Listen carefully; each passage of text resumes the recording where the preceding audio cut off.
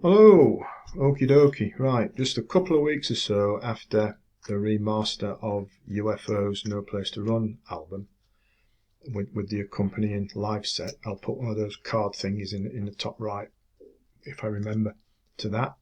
We've got another one, some more vintage UFO from the 80s live. And this time it's a CD and DV package of UFO live at the Oxford Apollo all the way back in 1985 on the Misdemeanor tour. Before I ramble on about it for a little bit, if I could ask you if you wouldn't mind subscribing to the channel, please, because that would be marvellous and a big help if you don't mind just clicking that little button for me. Anyway, back to this. Now, I record this as a long-time UFO fan. I mean, all the way, I think the first time I saw him was on the Lights Out tour. That's how old I am and how far back I go. And for me, as that long-time UFO fan, Misdemeanor's always been something of an outlier in the UFO catalogue for me. After the implosion following the Making Contact tour, it looked like game over for UFO, didn't it? However, Phil Moggy's made of stern stuff, isn't he? And he didn't lie down, and instead he got on with the job of keeping things going somehow. He'd put together a new lineup: Paul Gray on bass, Jim Simpson drums. Prodigal son Paul Raymond came back after his little foray with MSG, though of course typical UFO carnage. Paul would leave again during the US leg of the Misdemeanor tour, but of course he came back yet again, didn't he, later? And on guitar, Tonker had gone, and in came a guy called Tommy McClendon, otherwise known as Atomik Tommy M.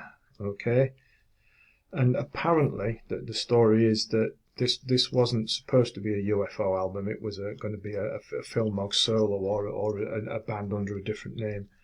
But no doubt it went out as a UFO album, probably for marketing purposes. But there was a different sound here on Misdemeanor. Remember, this was 1985. Lots of keyboards were the style at the time in rock music, wasn't it? And the songs on Misdemeanor do feature much more keyboards than normal, in inverted commas, for a UFO album. And perhaps Paul Raymond had never been busier. And there is generally a more overall melodic style on Misdemeanor.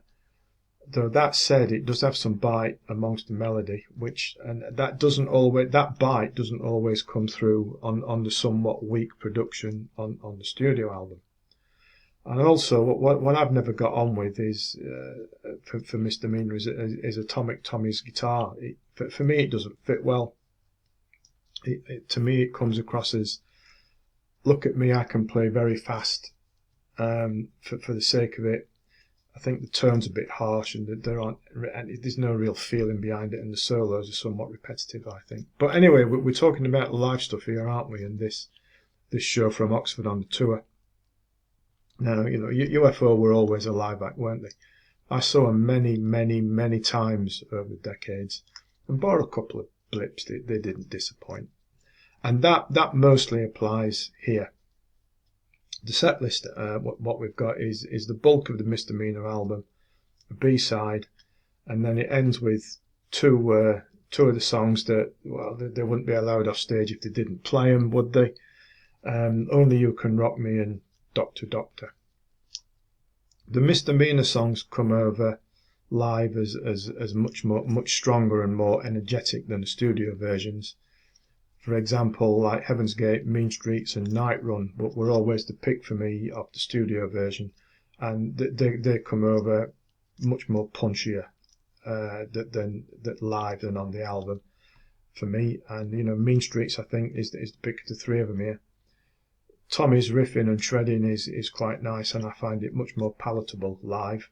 It looks like he's settled into his role and enjoying himself. However, not so much on the more melodic and weaker stuff, such as The Only One. Moving on to Only You Can Rock Me and Doctor Doctor. What was going on here? I mean, you've got two proper classics, both punchy, particularly Dr. Doctor, you know, one of the all-time great riffs.